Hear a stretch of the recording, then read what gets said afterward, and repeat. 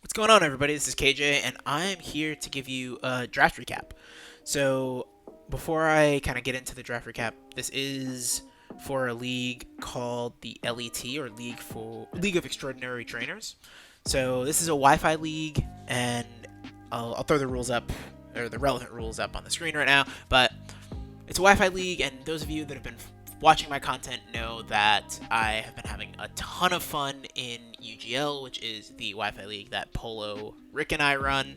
And I just kind of wanted to do another one, especially as some of my Natex leagues are starting to wind down, which a few of them are. And yeah, I just thought another Wi-Fi league would be a lot of fun. And the reason I didn't sort of mention this in any past videos was because it was a very, very tight competition to get into the league. So the way the league is structured, there are sort of 3 leagues, but really 2. There's the Veterans League, which has 12 players in it, and then there is their Rising Stars League.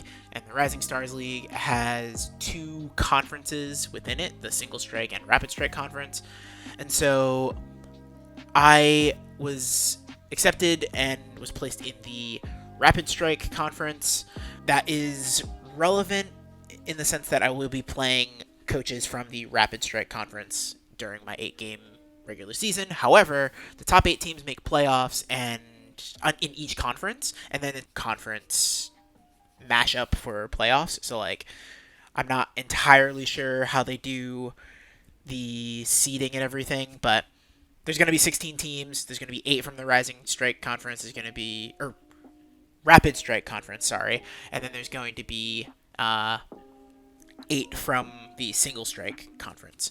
So yeah, it should be a lot of fun. There are 2 separate drafts, so we will see some duplicates. Like, you'll see multiple of like Rotom forms on every team, on different teams. So like one team in the Rapid Strike Conference could have Rotom Wash, and another team in the Single Strike Conference could have Rotom Wash. So they'll be duking it out that way. But yeah, it should be really fun. Very excited to be in another Wi-Fi league, and it's with a lot of people I just don't know. Like, I am not familiar with a lot of the coaches in this league.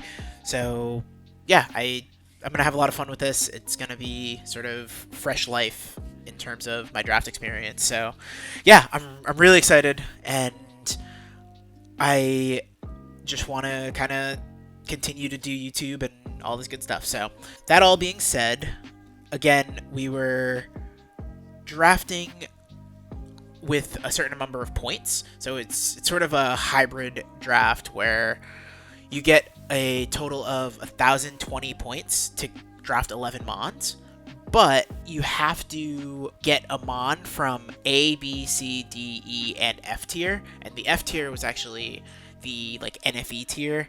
So it's not really all NFEs, it's the NFEs that you don't necessarily see in drafts. So things like Clefairy and Tangela and like Dusclops, stuff like that, were tiered appropriately. They weren't just thrown into this F tier. But you have sort of some different sleeper picks in F tier, such as things like Munchlax or Boldor or something like that. And I actually have a different F tier Mon that you'll get to see, but my F tier Mon was specific for some matchups. So I'll get into that later when I actually get to the pick.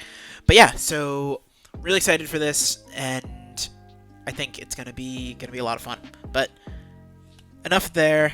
Let's jump into our squad for the Cleveland Indeedees. So I had the 4th overall pick, and when I was looking at the tiering, I saw some pretty high value Mons. I think the Urshifus were both in S tier, which is to be expected. Dragapult was in S tier. And those were sort of like the only things that I was thinking about taking that were in S tier. I didn't really want to go the Sandra. I think Excadrill was also in S tier, but it was in like the bottom S tier. So yeah, I wanted to make sure that I did get a very good Mon here. So I was looking, and I thought if one of the Urshifu fell to me, I had to consider it. I also thought that if Rillaboom fell to me, I would definitely take it, especially because I've been in a lot of drafts where people just kind of take Rillaboom early, and I've never gotten to actually use it in draft, so I thought it would be a really interesting experience. And then the other things that I saw that were pretty interestingly tiered were Kyurem and Volcarona. So Volcarona was a Mon that was in S tier, and I thought if I needed something and didn't really want to take something that was on the board. Like Volcarona is a mon I'm very comfortable with, and I've had it in the past, so I thought I could take Volcarona and be pretty content with that. But I also didn't want to sort of make myself dependent on hazard removal or heavy duty boots Volcarona every week. So I was hoping that didn't come to that. Another mon that I was really interested in was Kyurem, and that's because a lot of times, in my experience, Kyurem has been banned from Galadex League just because there's very limited switch-ins. So I was kind of looking at those mons and was just hoping that some combination of them fell to me, either Dragapult, Kyurem, Rillaboom, or one of the Urshifus was kind of guaranteed to get to me, but I didn't really want to take Rapid Strike Urshifu, just because, I don't know, I think it's walled by a lot more things than Single Strike. But anyway, that's fun. So, Dragapult did go number 1 overall, followed by Urshifu Rapid Strike, and then Rillaboom. So that put me in a very interesting spot, because anybody that's watched my UGL content knows that I do have Urshifu Single Strike in UGL. But I do not have it with Wicked Blow. And both Wicked Blow and Surging Strikes are allowed in this league, so I decided, why not? Let's run it back with Urshifu. So the first pick for the Cleveland Indeedees was Urshifu, Single Strike, and this thing just hits like a truck. Everybody knows it, especially with Wicked Blow. Like, guaranteed crits are just so good. It makes me not necessarily have to run Darkest Lariat, which is nice, and it just gets stupid coverage. It has the ability to pivot. It has the elemental punches. Obviously, Fighting Stab is incredibly good. It gets Sucker Punch. Like, it gets ways to hit fairy types with both Iron Head and Poison Jab. Like, this thing is just incredible. So I thought that this was a very good mon to build around. It did cost me 220 points, I believe, which was the highest tier of points. Like, it was the highest S tier. So this takes up my S tier, or it's technically an S plus tier, yeah. So this takes up my S tier, and now I can just kind of build out the rest of my team to support it. So with my next pick, I wanted to pick something that I thought was just like good value. And when I saw this thing in B plus tier for 140 points, I knew I had to grab it immediately, especially with how limited the typing is in the Galar decks. So my next pick, I went with Rotom Heat. So Rotom Heat is a mon that I've used in the past in ISL Season 2. I definitely enjoyed it. Just having the ability to take away sort of two usual big ground weaknesses in both fire and electric by having Levitate is incredible. It's a premium defogger. It's like such a good status spreader, and it's just a really great pivot as well. And base 86 speed is very good for a Magical Scarfer, and it also just really, really pressures teams sometimes, like with Nasty Plot and being able to just hit overheats. Like, Rotom Heat is very, very good. So I had to pick it up as soon as I saw it, and I mean, it's definitely a mon that I'm comfortable with, and it's definitely a mon that I think is going to provide incredible value, especially where I got it in the B plus tier. So with my next pick, I wanted to get something that covered Urshifu pretty well. Not that Rotom Heat doesn't. Like, Rotom Heat does very good job of pressuring like fairies and stuff like that want to be in on Urshifu. But I wanted to get him on that could sort of cover up Urshifu's fighting weakness and also just pressure, like, and force switches. I was looking at either taking Gardevoir or Hattering, and I actually ended up going with Hattering because it's a mon I haven't used before. It gives great support with Magic Bounce. Like, having the ability to bounce back hazards is really good. I mean, I have a very good defogger here with Rotom, and now with Magic Bounce, like, being able to really deter rocks will allow me to not necessarily have to always run Heavy Duty Boots Rotom, so that's really nice. Like, Heavy Duty Boots Rotom is very good, but having a Magic Bouncer is incredible for supporting Rotom Heat. that was one of the primary decisions as to why I went with Hattering over Gardevoir. I think another thing is I wasn't super fond of a lot of the mons that were in A tier, because this is an A tier, so this cost me 160 points. And so at this point in the draft, I feel like everyone had sort of taken a lot of the A tiers. I was looking at something like Scolipede as a spiker or grounded poison, and a mon that was over the base 110 speed stat, because I think that is a very key speed stat to make sure that you have covered. And yeah, I thought that maybe Scolipede would fit well, but I really wanted to use Hattering. I think I've always sort of thought about it and then not picked it because it's not like a Wish Passer or anything like that. But I think overall, Hattering just gives such good value. It's just like such a good Trick Room setter, so there's that option. The Calm Mind sets are good. It also can spread status with Nuzzle. So yeah, I think Hattering supports this team very well and just gives me a very, very good special breaker and potential like cleaner at the end of games with the Calm Mind set, the Calm Mind Trick Room sets.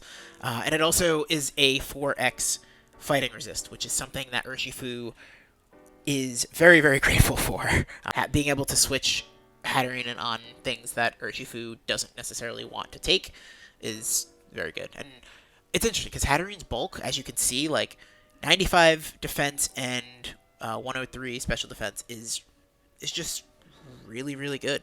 Yeah, I can talk about Hattering for a long time. I think it's a very good mon. So with the next pick, I wanted to make sure that I was able to pick up some speed, and originally I was thinking to go for another fighting resist in Noivern. However, Noivern did get taken, which wasn't a huge deal, and I thought that with Noivern being taken, that maybe I wanted to go in the route of my UGL team and potentially get Skarmory. I think that was taken somewhere around this time too.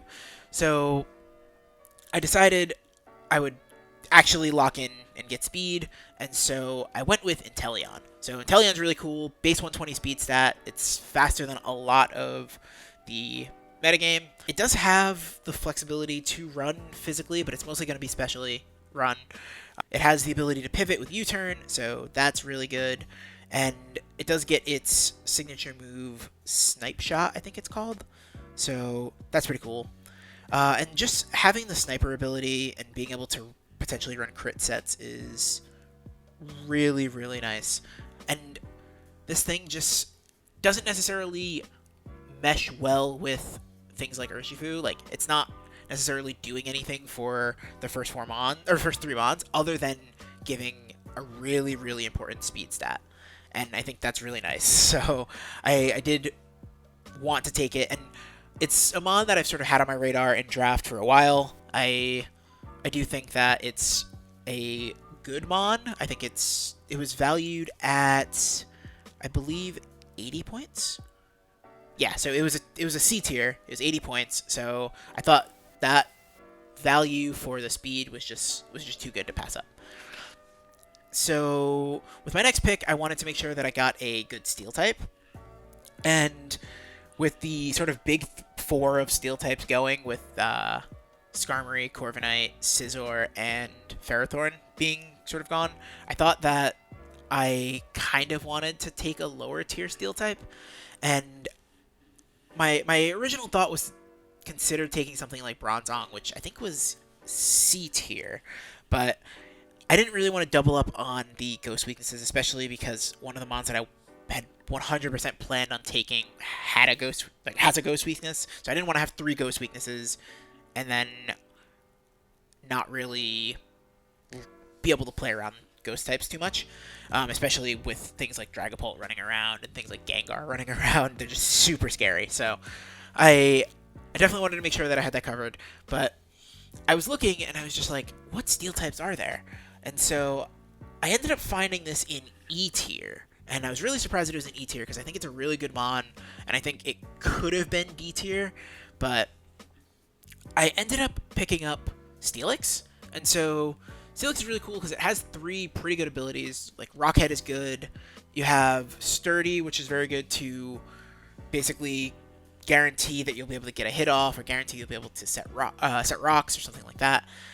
There's also some other techs that Sturdy is sort of good with. I don't think that Custap Berry is in the Gen 8 games, so we can't do like any sturdy Custap Berry shenanigans, but there's also another thing that Sturdy's good for.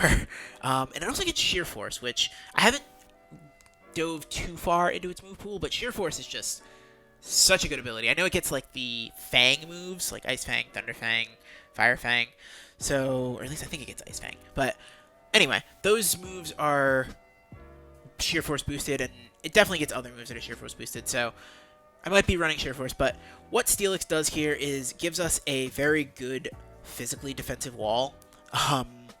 And I mean, there's Iron Defense body press sets, so it's a good wall without being super passive.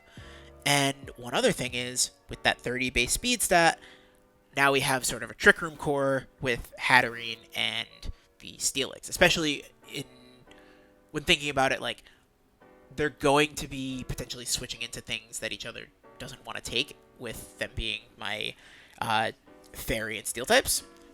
So they sort of have like this offensive synergy of being able to, like Hattering being able to set Trick Room, and then Steelix being able to pivot in. They also have the defensive synergy because they're Fairy and Steel types.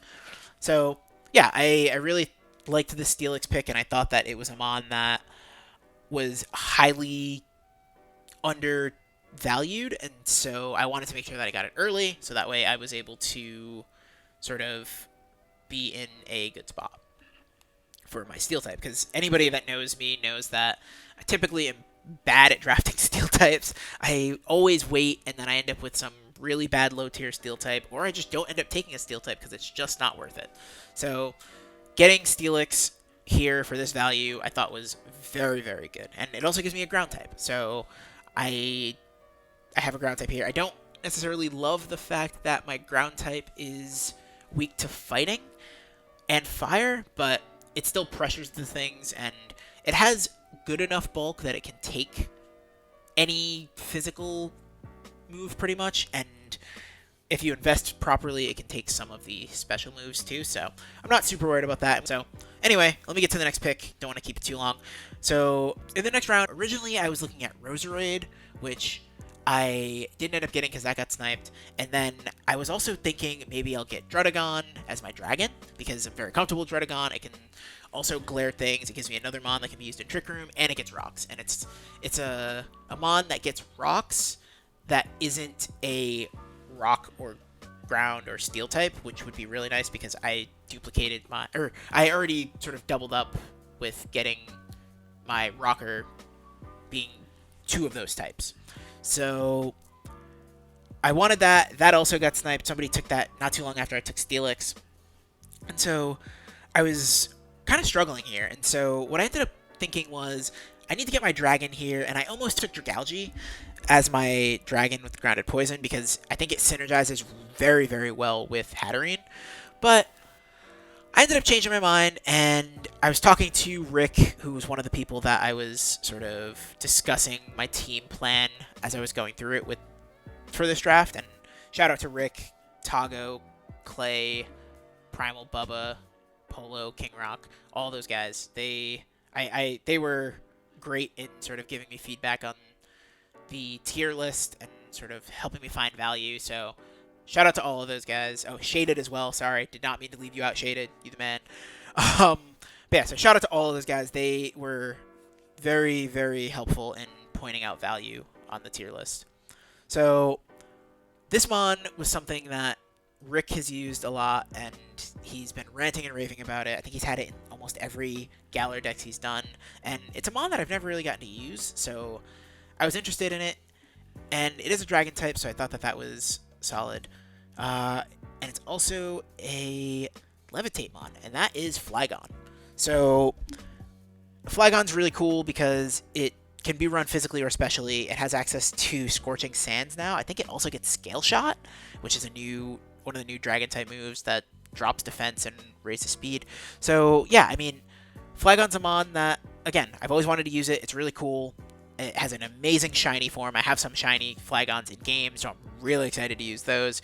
And it also gives a really nice speed stat of base 100, so that way things can't necessarily just think, oh, I'm gonna like base 110s or anything over 110 can't just basically say we're gonna run Modest or Adamant because we can outspeed Urshifu, which is base 97.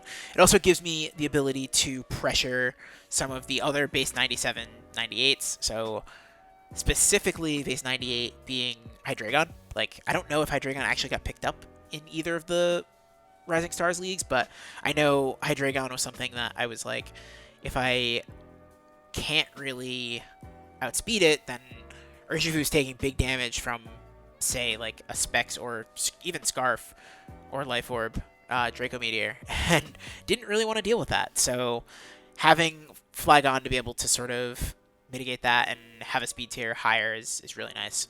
And one other thing that I really liked about Flygon is it is a defogger. Like, it can be run bulky, and even though you don't necessarily want to be running it with defog as a bulkier mon, you can. So I think that's really nice, and I think that gives the option to sort of run it both specially or physically offensive as a DD sweeper, as well as a defensive mon. So anyway, that's it for Flygon. So the next pick is, again, another sort of Rick-influenced pick, but it's a mon that I've wanted to use for a while, and I haven't really gotten to, and it's another defogger option, and it's also another physical threat, and that's Braviary. So taking one of the normal flying types, which is nice because Braviary just also has two very good abilities. It deters Intimidate with Defiant. It has Sheer Force to hit super hard. It's a base 80 speed tier, which is something I did not have currently, and it just... It seems like a really good mon. Like, it was in D tier. So, oh, and by the way, Flygon was another 80-point mon, so it was a C tier mon. But yeah, Braviary was in D tier, and I thought that it was the best low tier, and when I say low tier, I mean anything D tier or less, best low tier flying type on the board at this point. And honestly, sort of the best low tier flying type in general. Like, I didn't see anything that I would want to take over it. And originally my E tier normal type was going to be Tauros to sort of bridge some of the speed tier gaps, but Tauros got sniped, and so Braviary immediately became something that I was on my radar and something I wanted to take. So just having the access to be sort of like a bulkier defogger, like, it has solid bulk with base 100 HP and 75 defense stats across the board. So being able to be another defogger just opens up Rotom Heat that much more, which is nice. And also just being able to sort of hit things physically and hit them hard is something that I really valued. So just kind of looking at the team comp right now, we do have 3 ground immunities, which is really nice. For if we do face Excadrill, that becomes 1 ground immunity, but that's okay. Like, we have answers for Drill, so not super worried about that. But yeah, I think just looking at the team so far, the typings are sort of rounded out very nicely. I do think that one more removal option would be nice, and maybe like another hazard setter, but we'll get into that. So the next mon on the team that I decided was sort of a priority because of where it was placed is Poltergeist. So Poltergeist, for those of you that don't know, has some very, very good sets. I think people are mostly aware of the like Shell Smash sets, but there are some other sets for Poltergeist. I'm not gonna like tip my hat too much because obviously I probably will be bringing some of those. But I think Poltergeist is a very good mon, and I think it was super undervalued for D tier. I got it for 60 points, and just thinking about the fact that there were some mons that were in higher tiers that I think are just much worse than Poltergeist, I was really happy to get it here. So yeah, it's a very good, especially defensive wall too. Like, it has solid special defense, so Poltergeist is going to be a lot of fun to use. It's something I've never used before. It's something I've always wanted to use. It's something that I also think is a nightmare when you're building for it. So I think it gives this team just that added pressure of, how do I deal with this? And like, the weak armor sets are there, the curse body sets are there, so I like having access to 2 very good abilities is nice. And yeah, I think this thing is going to be a lot of fun to use. So really excited about that. And that was more of like a pick that I thought was a luxury pick, because you don't necessarily always need a ghost type, especially when like normal typing isn't super prevalent in this generation with the removal of things like return. So yeah, I thought that Poltergeist was more of a luxury pick, but I still wanted to get it. So with my next few picks, I definitely wanted to make sure that I, again, got more removal, got hazard setters, and got some of, like, just some good value. I still needed to pick an F tier, and it's funny because before the draft started, I misread the rules and didn't realize I needed to pick an F tier, and so I started to see some F tiers go off the board, and one of the F tiers I was looking at was Boldor. I think Boldor was something that would have been really good for my team, just like, again, giving another Slowmon to pair with the Hattering Steelix sort of like Trick Room aspect of this team, but it was okay. The very first F tier that I was looking at is actually the F tier that I ended up getting, but I pivoted because my next pick I actually picked Qwilfish, but in the free agency period I dropped Qwilfish, and so the next mon I actually have is Wigglytuff. So Wigglytuff is one of the mons that I picked up in the free agency period, and what Wigglytuff provides is two very good abilities in competitive and frisk. So now we have two mons that are going to be sort of deterring Intimidate, or even just status dropping as a whole, and one of those on the special side, one of those on the physical side. Obviously, you saw Braviary already, but I think Wigglytuff just provides such good value in the E tier.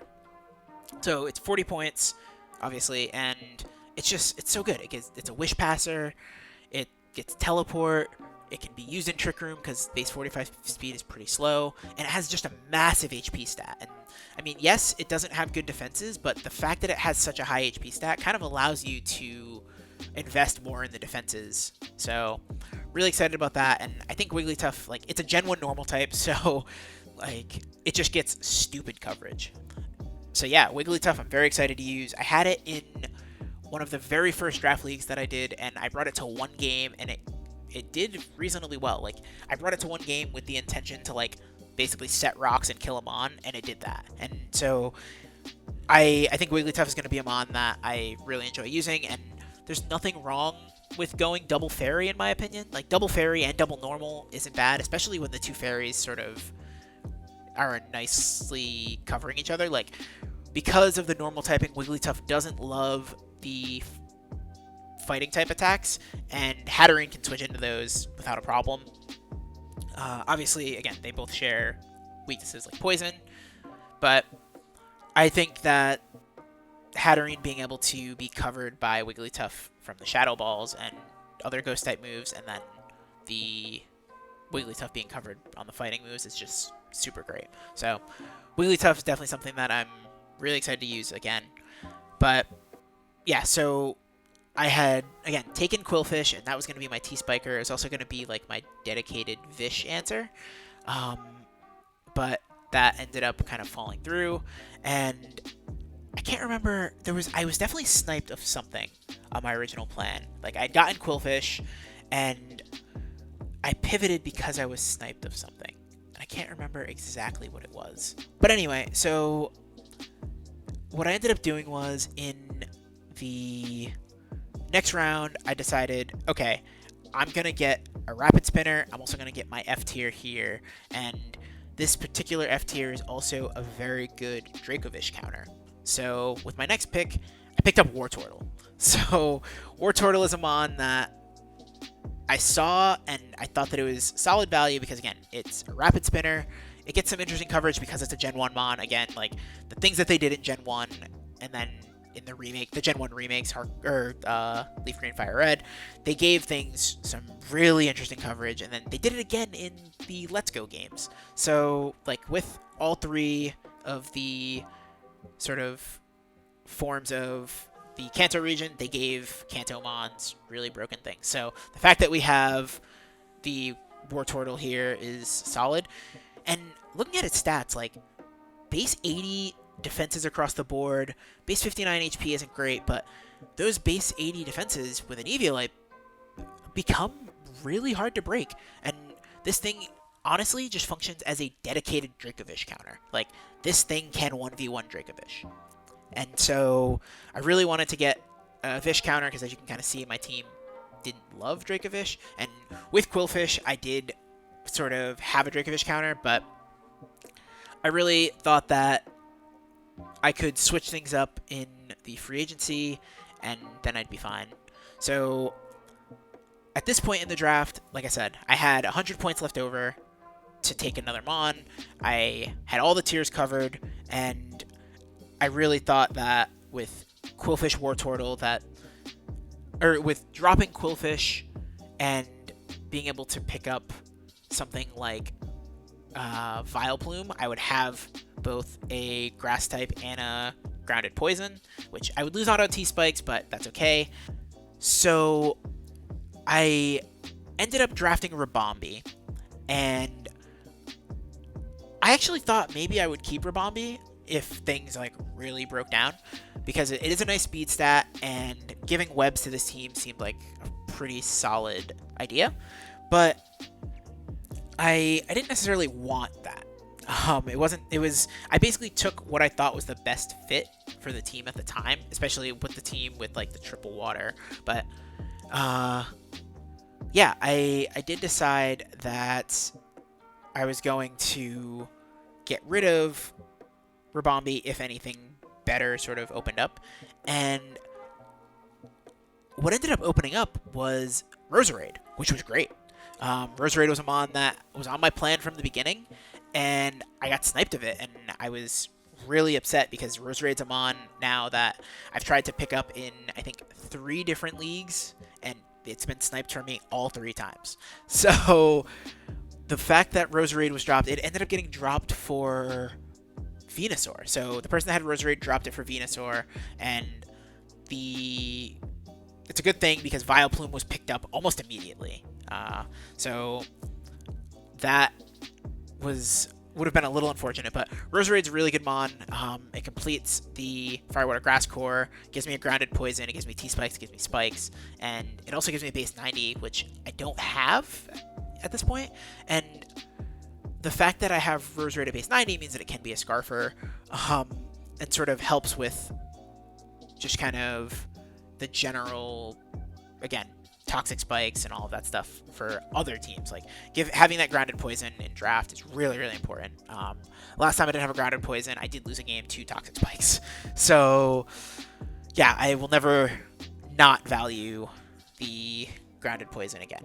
But yeah, so it also provides just a really high special attack stat and a pretty good special wall. If it's not hit super effectively, then it can take a special hit or two. So yeah, that all being said, like, this is sort of the team. So I think I covered all the typings pretty well. I also think my speed tiers are pretty solid. I mean, the 120 to 100 jump is a little big, but I think I have very good Scarfers in things like, I mean, Urshifu, Rotom, Inteleon can be a good Scarfer, Flygon could potentially be a Scarfer, Braviary, Roserade. I mean, even Poltergeist could be a Scarfer at base 70.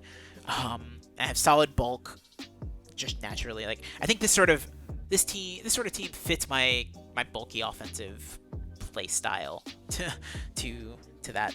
So yeah, and so I do want to mention one of the things I'm going to try to do for this league is I am going to try to breed as many of the mons as I can. I just recently sort of picked up my 3DS for the first time in a long time and started breeding some of the mons there. So for like transfer moves and stuff like that, I will have those. And yeah, so it was just a pet peeve of mine to sort of be doing other team builders and seeing that the mons don't have like my in-game name tag. So again, I know it's crazy, but I will be trying to breed as much as I can. And for the things that I can't necessarily breed, I will be genning, but most of the things I think I can breed, so excited for that. But yeah, so that's going to be it for this draft recap. I do want to thank the LET admins for accepting me and allowing me to join the league, as well as allowing me to sort of post content in their server and all that good stuff. And yeah, I'm really excited for this league. I'm really excited to record another Wi-Fi league. I think it's going to be a ton of fun, and I think there's a lot of teams in this league that are very, very good, and I think it's going to be very challenging, very competitive, and I'm really looking forward to it. So the league itself starts up, I think, next week. So the schedule will be coming out on Sunday the 16th, and then the following week is when the games will be due. So sometime next week you'll be seeing some content for this league. But yeah, that's gonna be it for this video. And if you did enjoy the video, please leave a like, subscribe, leave some comments. I do want to know what people think of the team. And yeah, I think that I will sort of end things there. So thanks, everybody. Peace.